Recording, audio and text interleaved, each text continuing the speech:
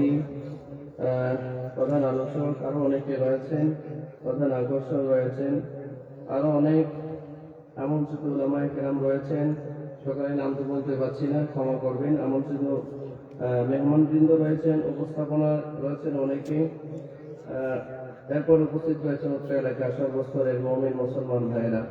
মহান আল্লাহ পাকের দরবারে অসংখ্য গণিত শুকর ও সুজুদ আদায় করছি যে মহান মালিক আমাদেরকে মেহেরবানি করে আজকের এই জান্নাতের বাগানে আমাদেরকে একত্রিত হওয়ার সুযোগ করে দিয়েছেন। আমরা বলি আলহামদুলিল্লাহ।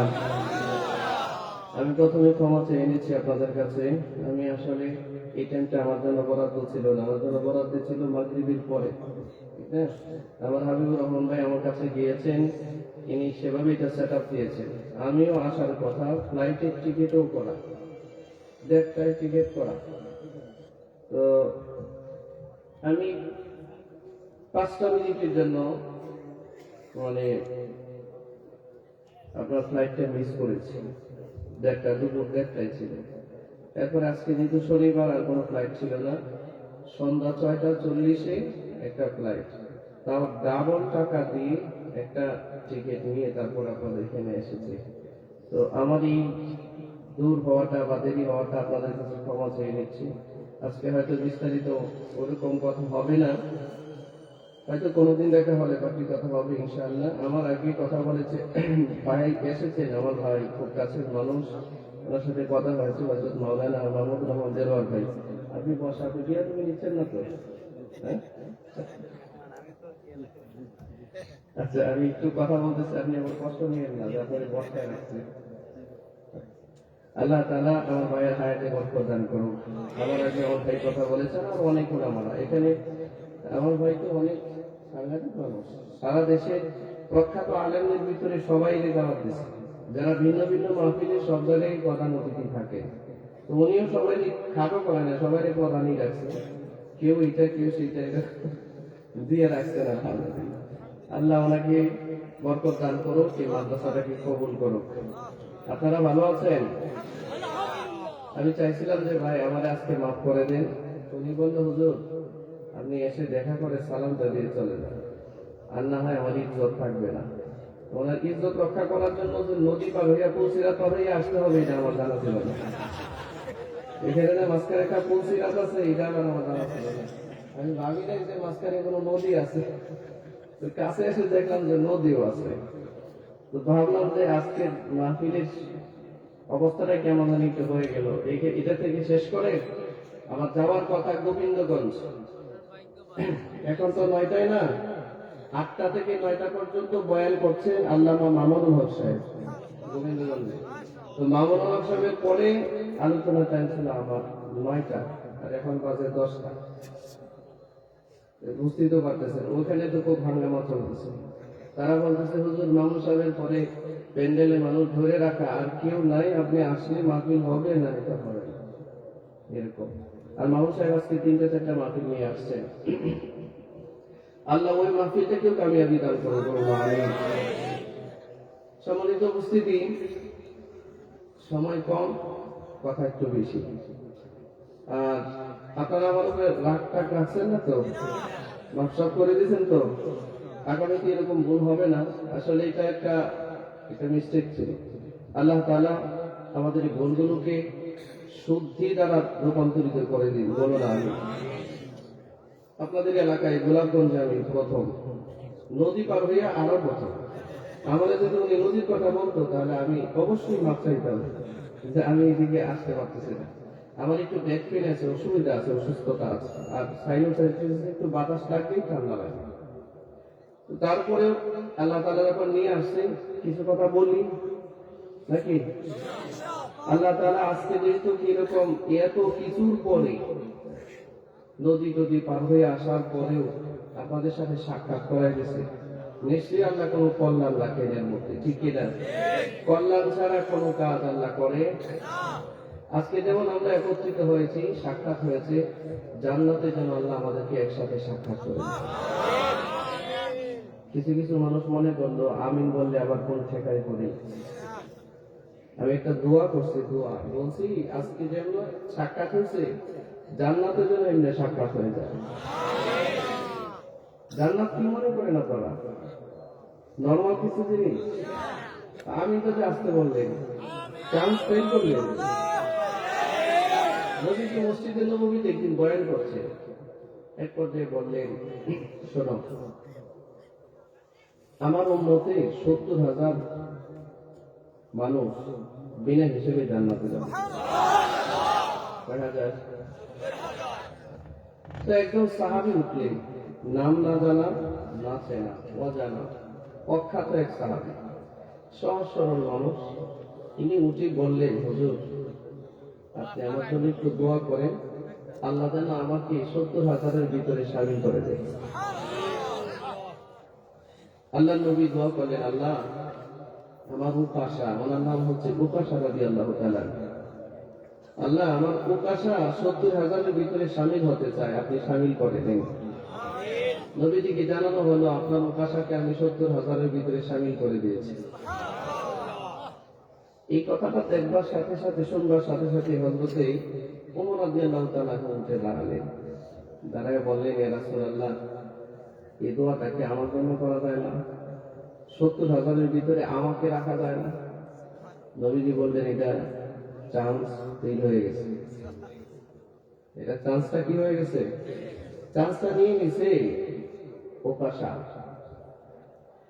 এখানে আলেম ওলামারা, মসজিদের খতিব যখন জুমায় খুতবা দেয়, যখন দোয়া করে, আমিন বলার জায়গাগুলো যত জায়গায় আসে, কৃপণতা করবে না, দ্রুত আমিন বলবে, দ্রুত আমিন বলবে।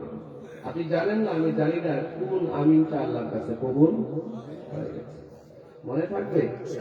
মনে থাকবে তো? সম্মানিত উপস্থিতি, পেটের ক্ষুধা এত বেশি ছিল, শরীর কাঁপতেছিল।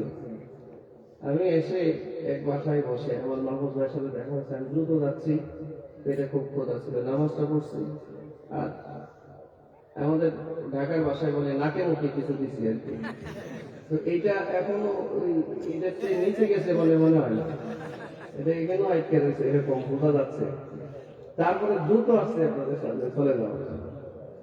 তো আমাদের বিয়াদবিটা মাফ করে দিয়ে না আপনারা, ইনশাআল্লাহ আবার কোনদিন দেখা হলে বিস্তারিত কথা হবে। আমি আপনাদের সামনে সংক্ষিপ্ত একটা আয়াত তিলাওয়াত করছি। আয়াতে আল্লাহ তাআলা বলেন, وقال الرسول يا رب إن قوم اتخذوا هذا القرآن مهجورا। হাসরের মাঠে আপনারা জানেন সবাই যে নবীদের সুপারিশ ব্যতি রেখে কোন মানুষ জান্নাতের আশা করতে পারে? আপনারা কি কথা, আমার কথা বুঝতে পারছেন? আল্লাহ হাবিব সাল্লাল্লাহু আলাইহি ওয়াসাল্লাম দরুদ শরীফ পড়েন, সকলে দরুদ শরীফ পড়েন। নবীজির সুপারিশ ব্যতি রেখে হাসরের মাঠে আল্লাহ পাকের দরবারে মুক্তির আশা কেউ করতে পারে? আরে ওইটা তো হাসরের মাঠ, এটা দুনিয়ার কোন আদালত নয়। দুনিয়ার আদালত এমন যে গুন্ডা একজন মামলা পায় আরেকজনের বিরুদ্ধে, ঠিক না? ধরে বলেন, ওই যে লাকসামে এক চেয়ারম্যান গুন্ডামি করলো, ঠিক না? কুমিল্লা লাকসামে একজন চেয়ারম্যান এক মুফাসসিরের সাথে গুন্ডামি করলো, বলতেছে আমি গুন্ডা থেকে চেয়ারম্যান হয়েছি। আমি গুন্ডা থেকে চেয়ারম্যান হয়েছি, মা পেট থেকে বাচ্চা বের করে জবাই করে দিব। এই গুন্ডার বিরুদ্ধে কোনো মামলা হয় না, মামলা হয় যে মুফাসসির তার বিরুদ্ধে, ঠিক না? এটা তো হলো দুনিয়ার বিচার। দুনিয়ার বিচার যে একজন হত্যাকাণ্ড মামলার আসামি, কয়েকটা মামলা ফাঁসির আসামি, টাকার জোরে, দলের জোরে, ক্ষমতার জোরে বুক ফুলিয়ে বাইরে ঘুরতেছি, আর কত নিরপরাধী জেলে পড়ে মরতেছি, ঠিক না? এটা হলো দুনিয়ার বিচার, দুনিয়ার বিচারকদের বিচার। কারণ এই দুনিয়াতে সুদের বিচার হয় না, ঘুষের বিচার হয় না, দুর্নীতির বিচার হয় না। ওই দিন পত্রিকায় দেখলাম যশোরে ঝিনাইদহের এক চিফ ইঞ্জিনিয়ার 20 টাকার একটা চামিচকে 1 লাখ টাকা ভাউচার করছে। ঠিক কিনা ধরে বলেন? এইরকম 20 টাকার চামিচকে, আচ্ছা ভাত তরকারি নেওয়ার যে চামিচ এটা কয় হাজার টাকা দাম? 20, 25, 30, 40, 50, 100 টাকা নাকি? এটার 1 লাখ টাকা ভাউচার বানায় টাকা নিয়ে গেছে। বলুন তো দেখি, এরকম চোরগুলোকে ধরা হয় না, মামলা ঠেকে দেওয়া হয়, ঠকে দেওয়া হয় আলেমদের বিরুদ্ধে। ঠিক না? এদেরকে ধরা হয়। 1000 টাকার বালিশ 3 তলায় উঠাইতে 7,000 টাকা 12,000 টাকা বিল নেই। এদেরকে খুঁজে পাওয়া যায় না। খুঁজে পাওয়া যায় আলেমরা কে কোথায় আছে, কার বিরুদ্ধে মামলা দেওয়া যাবে, কারে রাস্তা থেকে ফেরত দেওয়া যাবে, কারে জেলে ঢুকানো যাবে, কারে দেশ থেকে বাইর করা যাবে।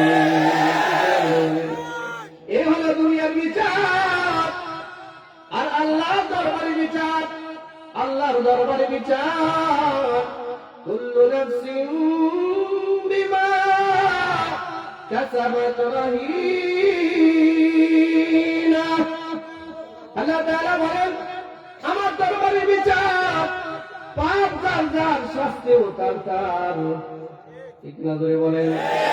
আমার কাছে বিচার কার্যক্রম হচ্ছে পাপ যার, শাস্তি তার। এমন নয় পাপ করছে একজন, নামে নামে মিলছে এই জন্য আরেকজনের জেলে পড়তো, একদম না। দুনিয়ার বিচার তো এমন, আসামির সাথে নামে নামে মিলছে এই জন্য তারা জেলে পড়ছে। ঠিক কিনা? আল্লাহর কাছে এমন বিচার এমন আছে, নামে নামে কেন, আরে দেহে দেহে চেহারা চেহারায় মিল হলেও সে তার শাস্তি গ্রহণ করবে না। কারণ আল্লাহ একটা মানুষের যাবতীয় পরিচয় সবসময় সংরক্ষণ করে রাখি। আল্লাহ পাক বলেন, তোমার বয়সের সাথে বয়স একজনের মিলতে পারে, তোমার উচ্চতার সাথে আরেকজনের উচ্চতার মিলতে পারে, তোমার চেহারার সাথে আরেকজনের চেহারা মিলতে পারে, তোমার ভাষার সাথে আরেকজনের ভাষার মিল হতে পারে, তোমার ব্লাড গ্রুপের সাথে আরেকজনের ব্লাড গ্রুপের মিল হতে পারে। কিন্তু আমি তোমাকে একটা পরিচয় দিয়েছি, আলাদা পরিচয়। এই পরিচয়ের নাম হচ্ছে ফিঙ্গারপ্রিন্ট, তোমার আঙ্গুলের মাথা।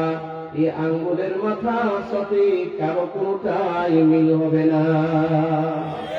পৃথিবীতে 800 কোটি মানুষ, 800 কোটি মানুষের আলাদা আলাদা আইডেন্টিফিকেশন আছে। যেমন আমার আঙ্গুলের চাপ ওনারটার সাথে মিলবে না, ওনারটার সাথে মিলবে না। পৃথিবীর প্রতিটা মানুষের আলাদা আলাদা আইডেন্টিফিকেশন আছে। নামে নামে মিললে জেলখানায় যাবে না, নামে নামে মিললে জাহান্নামে যাবে না। আল্লাহ পাক প্রশ্ন করেছেন, আয়াহসাবুল ইনসানু আল্লান নাজমা ইযামা। আল্লাহু আকবার বলেন। হে পৃথিবীর মানুষ, তোমরা কি মনে করো তুমি মরে গেলে পরে তোমার মাটি থেকে তোমার শরীরের গোস্তের টুকরাগুলো মাটি খেয়ে ফেলবে? তোমার শরীরের মাংসের টুকরা, গোস্তের টুকরা, হাড়ের টুকরাগুলো, এগুলোকে আমি একত্রিত করতে পারবো না। অনেকে কিন্তু মনে করে এরকম, একটা মানুষ মারা গেছে, কবরে গেছে, এটা মাটি তার দেহ খেয়ে ফেলছে, 10 বছর পরে হাড়গুলো খুঁজে পাওয়া যায় না, এর আবার কিসের বিচার আছে? অনেকে আছে না, ধারণা করে না এরকম। আল্লাহ তাআলা বলেন, শুধু তার মাংস নয়, শুধুমাত্র তোর মাংস নয়, তোর গোশত নয়, তোর গোশত নয়, আমি আল্লাহ এত কুদরতওয়ালা, বালা কাদিরিনা আলা আন নুসাফিয়া বানানা। আল্লাহু আকবার বলেন। বালা কাদিরিনা আলা আন নুসাফিয়া বানানা। আল্লাহু আকবার। আল্লাহ পাক বলেন, আমি শুধু তোর মাংস একত্রিত করবো না, আমার এত ক্ষমতা, তোর আঙ্গুলের যে মাথাগুলো আছে, মাথা ফিঙ্গারপ্রিন্ট যেটা বলে, ফিঙ্গারপ্রিন্ট, আবার এই আঙ্গুলের ফিঙ্গারপ্রিন্টের সাথে এই প্রিন্টের মিল নাই। এই প্রিন্টের সাথে এই প্রিন্টের মিল নাই, এই প্রিন্টের সাথে এই প্রিন্টের মিল নাই, এই প্রিন্টের সাথে এই প্রিন্টের মিল নাই, এটার সাথে আবার এটার মিল নাই। আল্লাহু আকবার বলবেন না? আল্লাহু আকবার বলবেন। 800 কোটি মানুষ বর্তমান গ্লোবালাইজেশনের যুগে 800 কোটি মানুষ পৃথিবীতে বাস করে। প্রতিটা মানুষের হাত আর পায়ে মিলে 20টা আঙ্গুল আছে, 20টা আঙ্গুল। ঠিক না ধরে বলে? এই 20টা আঙ্গুলের একটা আঙ্গুলের সাথে আরেকটা আঙ্গুলের ফিঙ্গারপ্রিন্টের মিল নাই। এটা আল্লাহর কুদরতি ফয়সালা। আল্লাহু আকবার, আল্লাহু আকবার। হে দুনিয়ার মানুষ, এ কথা মনে করো না যে তুমি মরলে তোমার কবরে আমি তোমাকে জীবিত করতে পারবো না। আমি শুধু তোমার রক্ত মাংস নয়, তোমার আঙ্গুলের মাথার উপরে যে ফিঙ্গারপ্রিন্ট আছে, আমি আল্লাহ আলা কাদিরিন আলা আন নুসাউবিয়া বানানা, আমি আল্লাহ তোমার আঙ্গুলের মাথার এই রেখাগুলো পর্যন্ত সংরক্ষণ করতে সক্ষম। আঙ্গুলের মাথা রেখা পর্যন্ত সংরক্ষণ করতে সক্ষম আমি আল্লাহ। আমাকে ফাঁকি দেওয়ার কোন সুযোগ নাই। আল্লাহু আকবার। এমন নয় যে কারণ আমি নামে নাম মিলছে এই জন্য সে জাহান্নামে যাবে, এই জন্য সে জেলখানায় পড়বে, এটা তোমাদের বিচার হতে পারে, কিন্তু আমি আল্লাহর বিচার এমন নয়। আমি আল্লাহর বিচার ওয়াজাদু মা আমিলু হাদিরা। আল্লাহ তাআলার বিচার হচ্ছে প্রতিটা মানুষের সারা জিন্দেগীর যা কিছু আছে সব তার সামনে হাজির পাবে। লা ইউগাদিরু সগীরাতান ওয়ালা কাবীরা, একটা ছোট গুনাহ বাদ পড়বে না, বড় গুনাহ বাদ পড়বে না, সব তার সামনে হাজির পাবে। ওয়ালা ইয়াযলিমু রাব্বুকা আহাদা। আল্লাহ পাক বলেন বিচারের ক্ষেত্রে আমি আল্লাহ কারো উপরে কোনো জুলুম করব না। আল্লাহু আকবার। শাস্তি যার পাপ যার যতটুকু, শাস্তি তার ততটুকু। ঠিক কিনা ধরে বলেন? আমরা তো স্লোগান বানিয়েছি ধর্ম যার যার, তারপরে কি বলে না? কথা বলেন না কেন আপনারা? এই উৎসবের কথা বলে শুনেন না আপনারা? ধর্ম যার যার, উৎসব। এই কথা যদি কেউ বুঝে শুনে বলে তাহলে তার ঈমান থাকবে না। আর যদি না বুঝে বলে আহ্বান করবো তওবা করেন, তওবা করেন, তওবা করেন। আল্লাহ পাক বলেছেন লাকুম দীনুকুম ওয়ালিয়া দীন। ধর্ম যার যার, উৎসব তার তার। তোমার দিন তোমার কাছে, তোমার শিরিক তোমার কাছে, আমার তাওহীদ আমার কাছে, আমার দিন আমার ধর্ম আমার আল্লাহ আমার কাছে। তোমারটা আমার নয়, আমারটা তোমার, এটা হতে পারে না। বরং তো স্লোগানটা হবে আমার।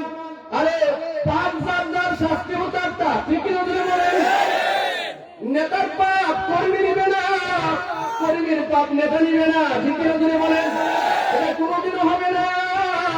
সন্তানের পাপ বাবা মা নিবে না, বাবা মার পাপ সন্তান নিবে না। স্বামীর সুদের গুনাহ স্ত্রী নিবে না, স্ত্রীর ব্যভিচারের গুনাহ স্বামী নিবে না। পৃথিবীর প্রত্যেকটা মানুষ যে যতটুকু গুনাহ করবে, কুল্লু নাফসিন বিমা কাসাবাত রহিনা, প্রতিটা মানুষ যার যার পাপের দায়ভার তার কাঁধেই বর্তাবে। আয়াতের সহজ সরল অর্থ হচ্ছে পাপ যার যার, শাস্তিও বলেন পাপ যার যার। সবাই বলেন এতদিন তো বলছেন, এতদিন তো বলছেন ধর্ম যার যার, উৎসব সবার। এটা মুছে ফেলেন, এটা মুছে ফেলেন। এই স্লোগান বঙ্গোপসাগরে ফেলে দেন। এটা মুসলমানের স্লোগান না, এটা ধান্দাবাজদের স্লোগান, এটা প্রতারকদের স্লোগান, এটা ধোঁকাবাজদের স্লোগান। মুসলমানদেরকে কথা বলে ধোঁকা দেয়, ধোঁকা। আল্লাহর কোরআনের বিধানের সাথে সাংঘর্ষিক কথা এটা, এটা চলতে পারে না। ঠিক আছে? আমার স্লোগান হবে ধর্ম যার যার, উৎসব যার যার। একজন হিন্দু মানুষ আমাদের সমাজে বসবাস করবে, সে পূজা করবে, এটা তার ব্যাপার, আমাদের কোনো সে নাই। ঠিক করে বলেন? একজন খ্রিস্টান আছে, তার ধর্ম সে পালন করবে, আমাদের বক্তব্য নাই। কিন্তু তার ধর্ম আমার হতে পারে না, তার উৎসব আমার হতে পারে না। আমার ধর্ম আমার, তার ধর্ম তার। ঠিক করে বলেন? তার আমার ও দুনিয়ার মুসলমান লক্ষ্য করে শুনুন, বরঞ্চ স্লোগানটা হবে আমার পাপ যার যার, শাস্তি বলেন তার তার, পাপ যার যার। সবাই বলেন পাপ যার যার। এটা মুখস্থ করেন, মুখস্থ করেন। পাপ যার যার, শাস্তিও তার তার। বলেন পাপ যার যার, আরো জনে বলেন পাপ যার যার শাস্তিও তার তার। মুখ কারণ না কেন এতদিন থেকে বলে আসছেন আপনারা, এটা মুখস্থ করেন। বলেন পাপ যার যার শাস্তিও, পাপ যার যার, আরো জোরে পাপ যার যার, আরো জোরে পাপ যার যার। তার মানে কথা বলতে হচ্ছে আমার পাপ আমার স্ত্রী নিবে না। একজন সুদখোর সুদ খায়, সুদের টাকার বেনিফিশিয়ারি হয় তার সন্তান, তার বিবি, তার আত্মীয় স্বজন। কিন্তু আল্লাহর কসম দিয়ে বলি, আল্লাহর কসম দিয়ে বলি, আল্লাহর কসম দিয়ে বলি, এই সুদের গুনার দায়ভার কখনোই তার স্ত্রী নিবে না, এই ঘুষের গুনার দায়ভার কখনো তার সন্তান নিবে না। বরঞ্চ যার গুনার জবাব দিবে তাও তার। ঠিক কিনা করে বলে ওই হাসরের ময়দানে, হাসরের মাঠের অবস্থানে এমন হবে, যে ময়দানে মাহশরে প্রতিটা মানুষ এমন হবে অফাসিলাতিহিল্লাতী তুবী ওয়া মা ফিল আরদি জামিআ সুম্মা ইউজী কাল্লা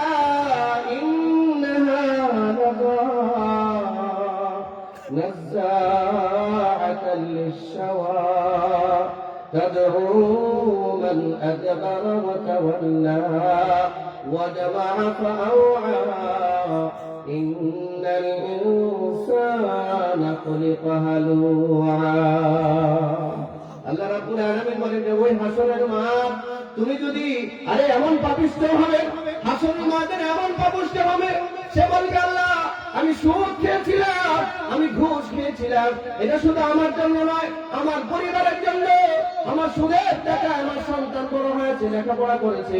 এই এলাকায় কি সুদখোর আছে? একটা লোক বিদেশ থাকে, সিলেটের মানুষ এরকম হতে পারে না, এটা পুণ্যভূমি, পুণ্যভূমি, এটা শাহজালালের পুণ্যভূমি। আরে মানুষের একটা ব্যক্তিত্ব রাখা উচিত। আপনারা একটা পবিত্র জায়গার মানুষ, পবিত্র জায়গার মানুষ, এই জমিনটা ওলিয়া উলিয়াদের পদচারণায় মুখরিত। তাহলে একটা আলাদা একটা যোগ্যতা আছে, আপনাদের একটা নিয়ামত আছে।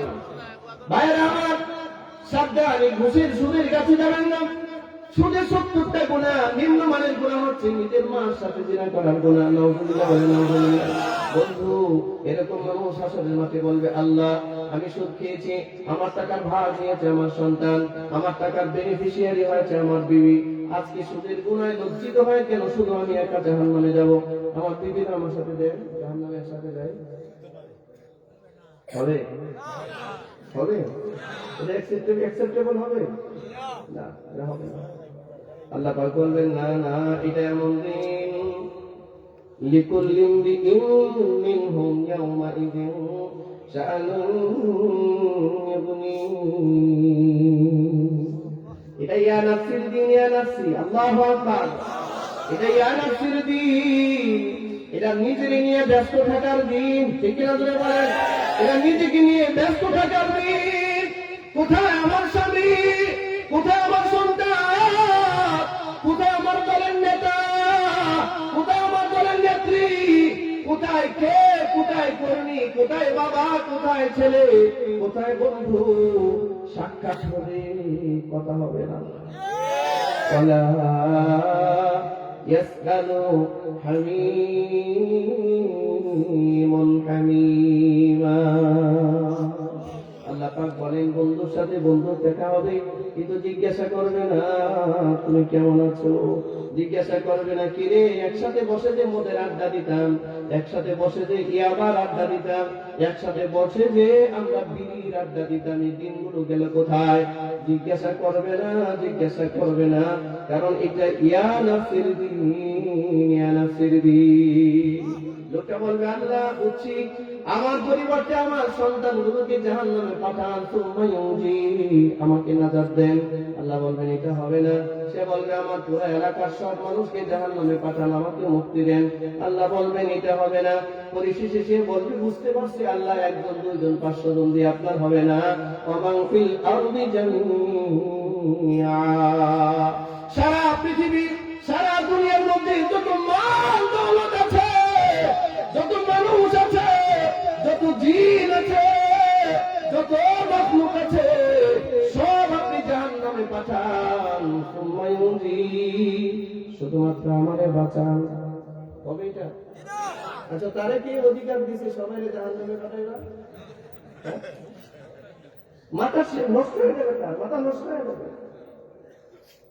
কিয়ামতের হাসরের মাঠে বিভীষিকাময় অবস্থা দেখে, আল্লাহর কাহারিয়াতের রূপটা দেখে সে স্তব্ধ হয়ে যাবে, কিংকর্তব্য বিমূঢ় হয়ে যাবে, নিজের কথা পর্যন্ত ভুলে যাবে আর বলবে আল্লাহ সব জাহান্নামে পাঠান, সুম্মা ইউনজি, আমাকে মুক্তি দিন আল্লাহ। আমারে হবে? আচ্ছা, আপনারা যারা এখানে আছেন একটু বলেন, একটু কল্পনা করে দেখুন তো, তাহলে হাসরের মাঠটা কেমন হবে? কেমন হতে পারে সেই হাসরের মাঠ? আরে হাসরের মাঠের সামান্য কিছু সিমটম দেখা গেছে করোনায়, ঠিক না? ধরে বলেন, সামান্য একটু সিমটম করোনা দেখা গেছে। আহারে, দুনিয়াতে যদি হালত যেমন হয়, পরকালে জানি কেমন হবে। বন্ধু, নিজের হিসাব নিজে শিখো, নিজের হিসাব নিজে করো, নিজের আমল নিজে তৈরি করো, নিজের ভদ্রতা, স্বাধীনতা, আমল কেমন এটা নিজে তৈরি করো। তুমি যেন মরলে পরে একটা মানুষ অন্তত পর্যন্ত পক্ষে বলে, আরে একটা নেককার মানুষ মারা গেছে। সকলে জিকির করেন লা ইলাহা ইল্লাল্লাহ। আরো জোরে, আরো জোরে।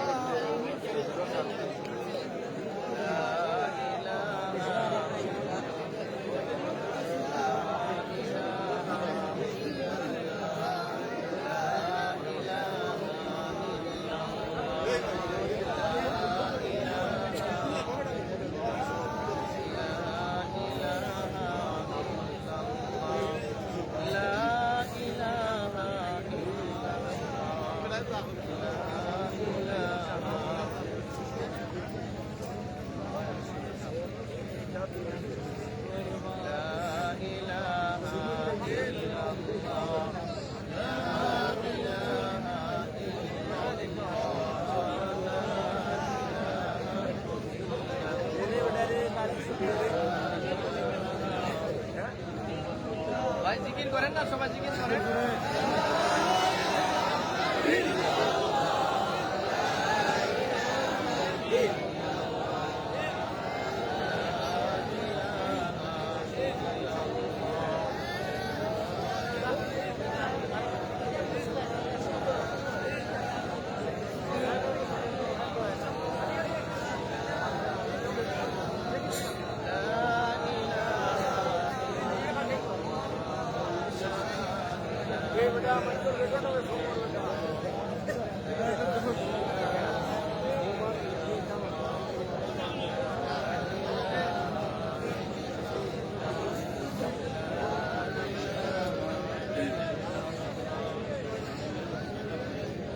ভাই জিকির করেন, সবাই জিকির করতে থাকেন।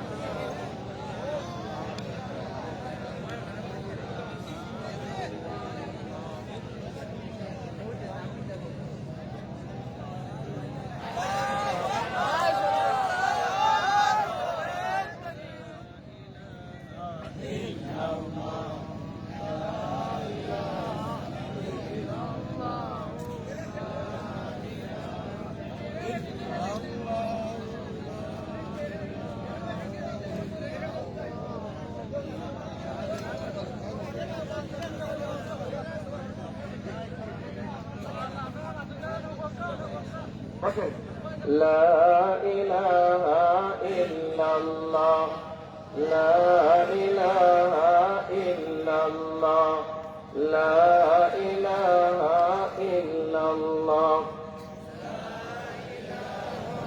إلا الله لا إله إلا الله। একটা অনুরোধ রাখবো আপনাদের কাছে, পিছনে লোক দাঁড়িয়ে আছেন, ভিতরে কিন্তু লোক জায়গা ফাঁকা আছে। আপনারা দাঁড়ানো থেকে যদি বসে যান সুন্দর হয় বিষয়টা, আপনারা একটু বসে যান। একটু অনুরোধ থাকলো আপনারা বসেন, আমার পরে আমার ভাই অত্যন্ত গুরুত্বপূর্ণ কথা বলবেন, আপনারা একটু বসেন, যারা আছেন তারা বসে যান, এই ফাঁকা জায়গাগুলো পুরো করে বসেন। ভাইরা আমার, আমি যে কথা বলতেছিলাম, বাস আর কেউ কোনো কথা নাই, আমি বলার পর যদি কেউ না বসেন এটা আপনাদের ইচ্ছা, তবে আমি আশা রাখি আপনারা বসে যাবেন। শোনান, এদিকে খেয়াল করুন ভাইরা আমার, খুব খেয়াল করেন, খুব খেয়াল করেন। ওইটা হাসরের মাঠ, কেউ কারো কথা মনে রাখবে না, মনে থাকবে না, মনে করবেও না, মনে করার প্রশ্নই আসে না। এই লাইট অফ করেন, লাইট অফ করেন, মনে করার প্রশ্নই আসে না। এটা হাসরের মাঠ, হাসরের মাঠ ভাইরা আমার। ওই হাসরের মাঠ, ওখানে সমস্ত মানুষ হযরত আদম আলাইহিস সালাম থেকে নিয়ে দুনিয়ার শেষ মানুষটা পর্যন্ত এই হাসরের ময়দানে দাঁড়িয়ে থাকবে। মাইকলা কো ভিতরে সাউন্ড গেছে গো, ভিতরে সাউন্ড দেন ভাইরা আমার। হাসরের ময়দানে সবগুলো মানুষ একদম সেফ, উলঙ্গ হয়ে, একদম উলঙ্গ, কারো গায়ে কোনো কাপড় চোপড় নাই, কিচ্ছু নাই, কারো গায়ে কোনো কাপড় নাই, থাকবেও না। সব মানুষ দাঁড়িয়ে থাকবে। কয়দিন দাঁড়াবে? 50,000 বছর। আপনারা সকলেই জানেন ওই হাসরের মাঠে আল্লাহর নবীর সুপারিশ বেশি রেখে কোন মানুষ জান্নাতের আশা করতে পারে না, এটা পারবেও না। আরে মানুষ তো ইয়া রাব্বি নাফসি ইয়া রাব্বি নাফসি, আবারও চলে গেছে, আওয়াজটা দেন, ভিতরে আওয়াজ দেন, ইয়া রাব্বি নাফসি ইয়া রাব্বি নাফসি। এই আওয়াজ হবে হাসরের ময়দানে, আওয়াজ হবে, এই আওয়াজটা হবে। এমনের ভিতরে আওয়াজ কমাই দিচ্ছে, কমাইলে হবে না, ভিতরে আওয়াজ কমাইলে হবে না কিন্তু। ভাইরা আমার, খুব খেয়াল করেন, খুব খেয়াল করেন। ময়দানে মাহশরে সব মানুষ ইয়া রাব্বি নাফসি ইয়া রাব্বি নাফসি বলতে থাকবে। আদম আলাইহিস সালাম থেকে নিয়ে সব মানুষ বলতে থাকবে ইয়া রাব্বি নাফসি ইয়া রাব্বি নাফসি। ওই ময়দানে মাহশরে আল্লাহ তাআলা সর্বপ্রথম তাকে আল্লাহর দরবারে কথা বলার অনুমতি দিবেন। তিনি হচ্ছেন মুহাম্মদুর রাসূলুল্লাহ সাল্লাল্লাহু আলাইহি ওয়াসাল্লাম। মাইকটা এখন ডিস্টার্ব করতেছে,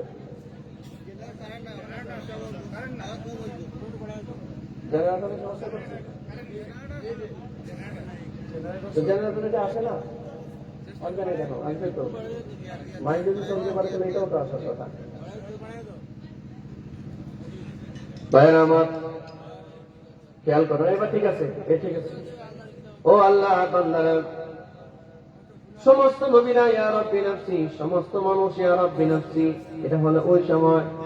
আপনারা জানেন হাসরের মাঠে নবীজি সুপারিশ করবেন, আল্লাহ নিষেধ করে দিয়েছেন রাসূল ছাড়া কেউ আল্লাহর দরবারে মুখ খোলার সাহস পাবে না। আল্লাহ তাআলা পারমিশন দিবেন, হাসরের মাঠে সর্বপ্রথম কথা বলবেন মুহাম্মদুর রাসূলুল্লাহ সাল্লাল্লাহু আলাইহি ওয়াসাল্লাম। আল্লাহ পাক বলেন, লা ইয়াতাকাল্লামুনা ইল্লা মান আযিনা লাহুর রাহমান,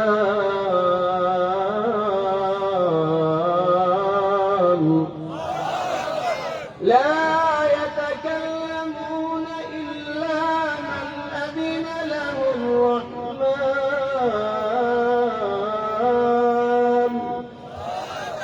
ওই দিন দয়াময় আল্লাহর পারমিশন ছাড়া কথা বলার সুযোগ কারো নাই।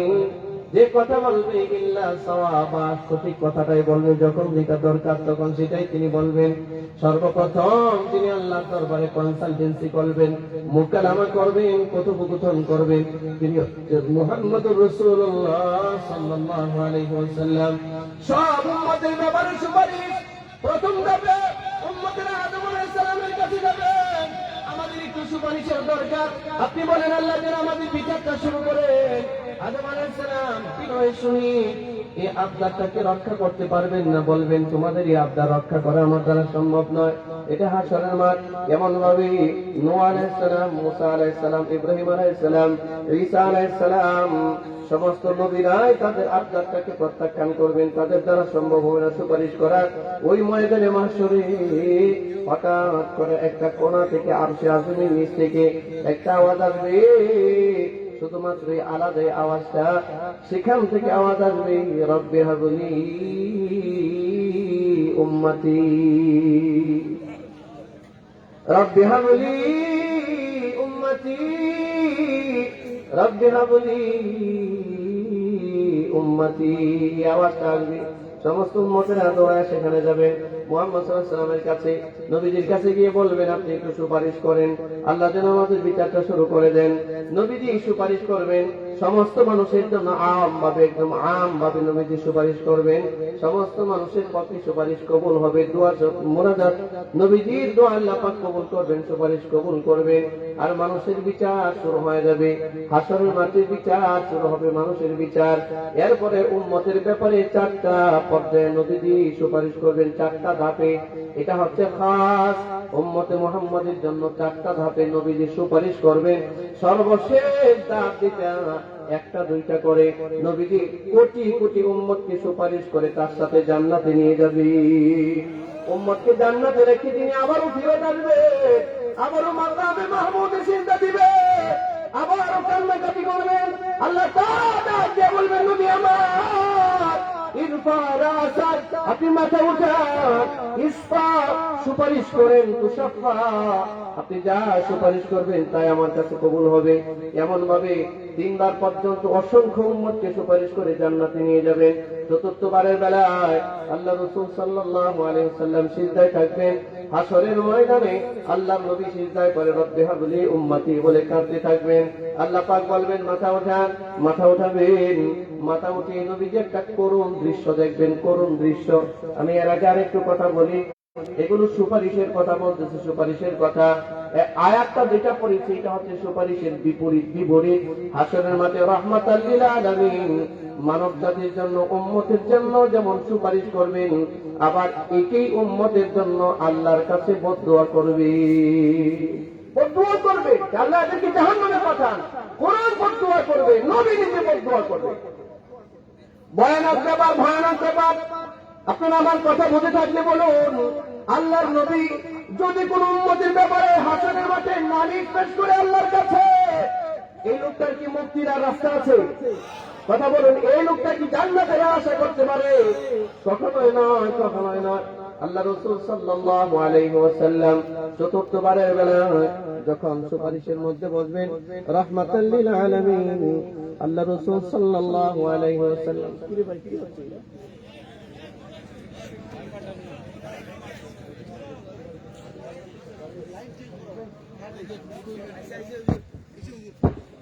ভাই শুনুন, খুব খেয়াল করুন, খেয়াল করুন। আল্লাহ রাসূল সাল্লাল্লাহু আলাইহি ওয়াসাল্লাম, আল্লাহ রাসূল সাল্লাল্লাহু আলাইহি ওয়াসাল্লাম ময়দানে মাহশরে যখন চতুর্থ পর্যায়ে উম্মতের দিকে তাকাবেন, তাকায় দেখবে কোটি কোটি উম্মত কপালের মধ্যে জাহান্নামের শিল মারা, ফেরেশতারা তাদেরকে টানিয়ে টানিয়ে জাহান্নামের দিকে নিয়ে যাচ্ছে। এটা চতুর্থ পর্যায়ের সুপারিশ। নবীজি মাথা উঠিয়ে করুন দৃশ্যটা দেখবে, নিজের সামনে নিজের উম্মত জাহান্নামে যাচ্ছে। চূড়ান্ত ফয়সালা আল্লাহর পক্ষ থেকে, আল্লাহর পক্ষ থেকে চূড়ান্ত ফয়সালা হচ্ছে সে জাহান্নামে চলে যাবে। ভাইরা আমার, এটা হলো হাশরের মাঠ।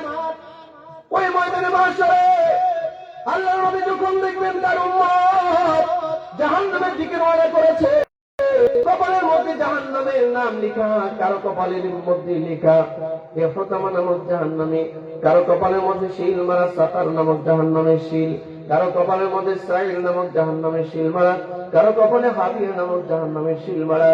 কোটি কোটি উম্মত জাহান্নামের দিকে রওনা দিচ্ছে। নবীজি তাকিয়ে দৃশ্যটা দেখবেন, লক্ষ লক্ষ মানুষ জাহান্নামের দিকে যাইতেছে, ফেরেশতারা নিয়ে যাচ্ছে। এরা আবার কারা? নবীজির কাছে যাবেন, কাছে গিয়ে লক্ষ্য করবেন যাদের কপালের মধ্যে জাহান্নামের শিল মারা আছে, এই কপালের ফাঁকে ফাঁকে নিভু নিভু ইমানের আলো জ্বলতেছে। নিভু নিভু ইমানের আলো যখন দেখবেন কপালে নিভু নিভু আলো দেখা যায়, আল্লাহ নবী ইনশিওর হয়ে যাবেন এরা অবশ্যই আমার উম্মত। কিন্তু কি করার আছে, এদের কপালে তো জাহান্নামের শিল মারা হয়ে গেছে। আল্লাহর পক্ষ থেকে চূড়ান্ত সিদ্ধান্ত এসে গেছে এরা জাহান্নামী।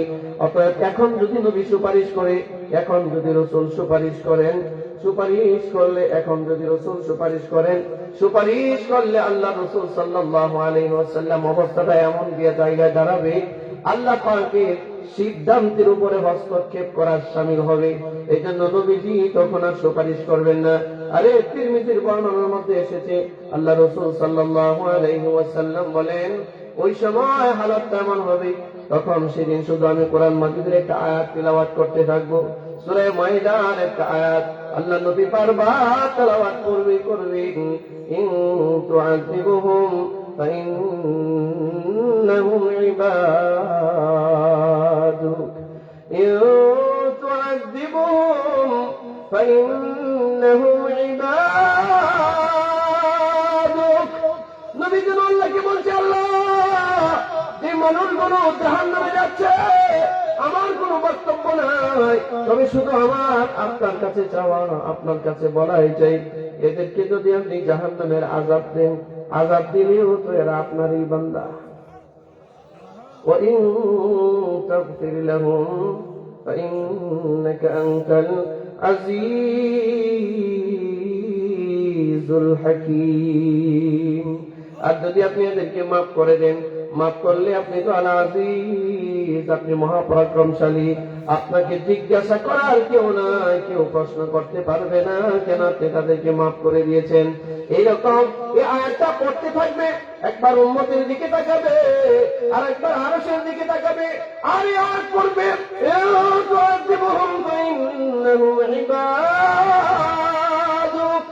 আয়াত পড়বে, একবার উম্মতের দিকে নজর করবে, তাকায়া দেখবে জাহান্নামের দরজার দিকে যাইতেছে, আর একবার আল্লাহর আরশের দিকে তাকিয়ে থাকবেন, কোনো আওয়াজ আসবে না। নবী এক পর্যায়ে আল্লাহকে বলবেন, আল্লাহ আমার বড় জানতে ইচ্ছা হয়, খুব খেয়াল করুন, আমার বয়ান শেষ, খেয়াল করুন, খেয়াল করুন। নবীজি আল্লাহকে বলবেন, আল্লাহ আমার বড় জানতে ইচ্ছা হয়, যে মানুষগুলো আজকে জাহান্নামের দিকে রওনা দিয়েছে, জাহান্নামের দিকে যাচ্ছে, আমার মনে হচ্ছে এরা আমারই উম্মত, কিন্তু এরা আমাকে কখনো দেখে নাই, এরা কখনো মনে হয় আমার জবানের কোনো কথা এরা শুনে নাই। আল্লাহ এরা মনে হয় আমার জবানের উম্মত নয়, মনে হয় পৃথিবী থেকে আমি চলে আসার হাজার হাজার বছর পরে এরা দুনিয়াতে গিয়েছে। গোলাপগঞ্জের মুসলমানরা বলেন, আল্লাহর নবী আজকে আমাদের ছেড়ে 1400 বছর আগেই তো চলে গেছেন, ঠিক না? বলেন আজকে হাজার বছর পরে আমরা দুনিয়াতে এসেছি, আমাদের ব্যাপারে এই কথাটাই যেন রাসূল বলছেন। আল্লাহ পাকের কাছে বলবেন, আল্লাহ মনে হয় আমি দুনিয়া ছাড়ার হাজার বছর পরে এরা দুনিয়াতে গিয়েছিল। রব্বুল আলামিন আমার দুনিয়া ছাড়ার হাজার বছর পরে যারা দুনিয়াতে গিয়েছিল, এই মানুষগুলো তো সরাসরি আমার মুখের কোনো কথা এরা শোনে নাই, সরাসরি আমাকে তারা তাদের চোখ দিয়ে দেখে নাই। আল্লাহ এরা যদি আমারে দেখতো, আজকে হয়তো এদের কপালে জাহান্নামের শিল লাগতো না। এরা যদি আমারে দেখতো, তাহলে এরা কেউ না কেউ আবু বকরের মতো হতে পারত। আল্লাহু আকবার, আল্লাহ এরা যদি আমার জমানায় থাকতো, আর এরা যদি আমার জমানের কথা শুনতো, তাহলে হয়তো বা এরা ওমরও হতে পারত, হয়তো বা আলী হতে পারত, হয়তো বা উসমান হতে পারত, হয়তো বা আব্দুর রহমান ইবনে আওফ হতে পারত, হয়তো বা মুআয ইবনে জাবাল হতে পারত, লক্ষ সাহাবায়ে কেরামদের অন্তর্ভুক্ত হতে পারত। এরা যদি আমার জমানায় থাকতো, এদের চোখ দিয়ে আমার চেহারাটা থেকে জাহান্নামের আগুন হারাম করতে পারত। আল্লাহ রব্বুল আলামিন যারা আমার জামানায় ছিল, আমি কিন্তু আমার জিম্মাদারি আদায় করেছি, আমি আমার সাহাবীদেরকে ঈমানের তালিম দিয়েছি। আল্লাহ আপনি এদের উপরে সন্তুষ্ট হয়েছেন, তারা আপনার উপরে সন্তুষ্ট হয়েছে। যারা আমার জামানায় ছিল, আমি আমার জিম্মাদারি আদায় করেছি, কিন্তু আমি দুনিয়া থেকে চলে আসার পর যারা হাজার বছর পরে দুনিয়াতে গিয়েছে, এরা কিন্তু আমার জিম্মায় ছিল না, এরা ছিল আপনার জিম্মায়। আল্লাহ যারা আমার জিম্মায় ছিল আমি তাদের জিম্মাদারি আদায় করেছি, আর যারা আপনার জিম্মায় ছিল তাদের জিম্মাদারি আপনি আদায় করবেন কি করবেন না এটা আমার বিষয় না, এটা আপনার বিষয়। আল্লাহু আকবার বলেন, আল্লাহু আকবার। এই কথাটা বলার সাথে সাথে আরশে আজিমের মধ্যে আল্লাহ রহমতের সাগরে একটা ঢেউ উঠবে, ঢেউ রহমতের সাগরে একটা ঢেউ উঠবে। আল্লাহ পাক বলবেন, হাবিব আমার আপনি যদি আপনার জামানার উম্মতের জিম্মাদারি আদায় করেছেন বলে স্বীকারোক্তি দিয়েছেন, উম্মতকে মুক্ত করেছেন, আর বলছেন এরা নাকি আমার জিম্মায় ছিল, আপনি যদি আপনার জিম্মাদারি আদায় করেন তো আমি রব কেন আমার জিম্মাদারি আদায় করব না? হাবিব আপনি জানেন এই ফেরেশতারা যাদের কপালে জাহান্নামের শিলমালা এদের রূপ ঘুরাইয়া দাও, জাহান্নাম থেকে এদেরকে ফিরিয়ে জান্নাতের রাস্তা ধরিয়ে দাও, কপাল থেকে জাহান্নামের শিল খুলে ফেলো, জান্নাতের রাস্তা ধরিয়ে দাও। হে গোলাপ বন্ধুর বন্ধু, তোমার কাছে জানতে চাই যে নবী তুমি চূড়ান্ত জাহান্নামী হওয়ার পরে কৌশলে আল্লাহর কাছে দোয়া করে তোমার মুক্তি আদায় করবে, এই নবীকে তুমি ভুলে গেছো? নেতার কথায় উঠো আর বসে, নবীর কথা একবারও তোমার মনে হয় না, ঠিক কিনা যদি বলেন? নেতার কথায় বারবার ওঠা হয় আর বসা হয়, কিন্তু নবীর কথা একবারও ওঠা হয় না। নেত্রীর কথায় উঠা বসা হয়, কিন্তু কোরআনের কথা তোমার একবারও মনে হয় না।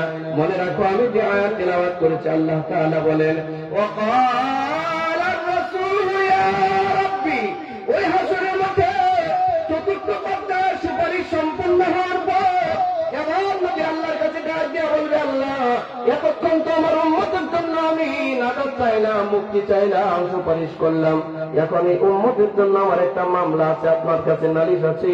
এটা হচ্ছে ওয়াকাল আর-রাসূল ইয়া রাব্বি ইন্না কওমি ইত্তাখাযু হাযাল কুরআনা মাহজুরা। আল্লাহ আমার কোরআনকে যারা পরিকার্য মনে করেছিল, আল্লাহ আমার কোরআনকে যারা পরিকার্য মনে করেছিল, আল্লাহ আমার কোরআনের দাওয়াত দিতে যারা প্রতিবন্ধকতা সৃষ্টি করেছিল, আমার কোরআনের তাফসীর মাহফিলগুলো যারা বন্ধ করে দিয়েছিল, আসলে এরকম মুফাসসিরদের মুখে যারা তালা লাগিয়েছিল, আমি মুহাম্মদের দাওয়াতের ক্ষেত্রে যারা প্রতিবন্ধকতা সৃষ্টি করেছিল, আমার দাওয়াতকে যারা প্রতিবন্ধকতা তৈরি করেছিল, কোরআনের দাওয়াতের ক্ষেত্রে যারা প্রতিবন্ধকতা তৈরি করেছিল, আল্লাহ এদের বিরুদ্ধে আমার মামলা, এদের সকলকে আজকে আপনি জাহান্নামে পাঠান। নবীর বদদুয়া, এটা বদদুয়া। বন্ধুরা আমার, এটা আমি তেলাওয়াত করেছি। আয়াতের সামনে কোনটা হলো, আল্লাহর নবী মক্কার জমিনে যখন দাওয়াত দিতেন, আবু জাহেল একটা বাহিনী তৈরি করেছিল যে নবী কোথাও কোরআন তেলাওয়াত করলে, দাওয়াত দিলে কাছে গিয়া চিল্লাচিল্লি করবা, নবীর কথা যেন কেউ শুনতে না পারে। আচ্ছা, আবু জাহেলের এই কাজের সাথে এখনকার নব্য আবু জাহেলদের কাজের মিল আছে কিনা? একটু একটু না পুরাপুরি? আরো বেশি, ঠিক না? এটা আরো বেশি। আর না হয় মুসলমান 92% মুসলমানের দেশে তাফসীর মাহফিল বন্ধ হয়ে গেল, ঠিক না? 93% মুসলমানের দেশে মুফাসসিরদের দেশ থাকতে হবে কেন? 92% মুসলমানদের দেশে আজকে মামুনুল হকের গাড়ি রাস্তা থেকে কেন আটকায় দেওয়া হয়? আজকে কেন তারা ফেরত দেওয়া হয়? ঠিক না বলেন? এটা কি কোরআনের দাওয়াতের ক্ষেত্রে প্রতিবন্ধকতা নয়? আজকে মসজিদগুলোর মধ্যে, মাদ্রাসাগুলোর মধ্যে কেন তালা লাগানোর ব্যবস্থা করা হয়? আজকে মসজিদ মাদ্রাসার বিরুদ্ধে কেন প্রকাশ্যে বক্তব্য দেওয়া হয়? এগুলো সব হচ্ছে ওয়াকাল আর-রাসূল ইয়া রাব্বি ইন্না কওমি ইত্তাখাযু হাযাল কুরআনা মাহজুরা। এটা হচ্ছে ওই দিন কোরআন এবং আল্লাহ রাসূল নিজে আল্লাহর কাছে বলবেন, আল্লাহ আমার দাওয়াত দেওয়ার ক্ষেত্রে, কোরআনের দাওয়াত দেওয়ার ক্ষেত্রে যারা প্রতিবন্ধকতা সৃষ্টি করেছিল, এদের জন্য আপনার দরবারে মামলা, আপনি এদেরকে জাহান্নামে পাঠান। আর কোরআন সুপারিশ করবে এই যে মাদ্রাসা, এই মাদ্রাসা প্রতিষ্ঠায় যারা জায়গা দিয়েছে, এই মাদ্রাসা প্রতিষ্ঠায় যারা অর্থ দিয়েছে, এই মাদ্রাসা প্রতিষ্ঠায় যারা শ্রম দিয়েছে, মাদ্রাসা প্রতিষ্ঠায় যারা এখনো শ্রম দিচ্ছে, বিদ্যা দিচ্ছে, বুদ্ধি দিচ্ছে, পরামর্শ দিচ্ছে, এরকম জায়গায় যারা সহযোগিতা করছেন, ছাত্র দিচ্ছে, এই প্রতিটা মানুষের পক্ষে কোরআন মাটি, হাসরের মাটি এবং রাসূল তার পক্ষে সুপারিশ করবে। সম্মানিত উপস্থিতি, আয়াতের ব্যাখ্যা করতে পারলাম না, সাড়ে যতটুকু কমপ্লিট করতে পারলাম না। আগামী বছর যদি দেখা হয়, সাক্ষাৎ হয়, কোনোদিন যদি হয়, বাকি কথা হবে। আমার এই ভুলগুলো মাফ করে দিবেন ভাই, আমাদের মাফ করে দিবেন।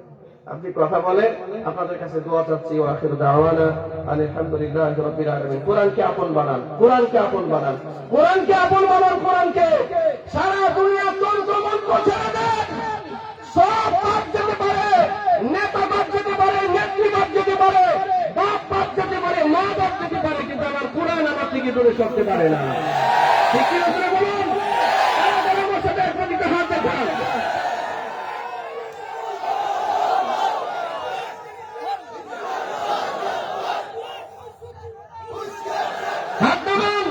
আমি আমার বাবার কথা ততক্ষণ মানব যতক্ষণ আমার বাবার কথা কোরআন আর সুন্নাহর পক্ষে যাবে। ঠিক আছে বলো?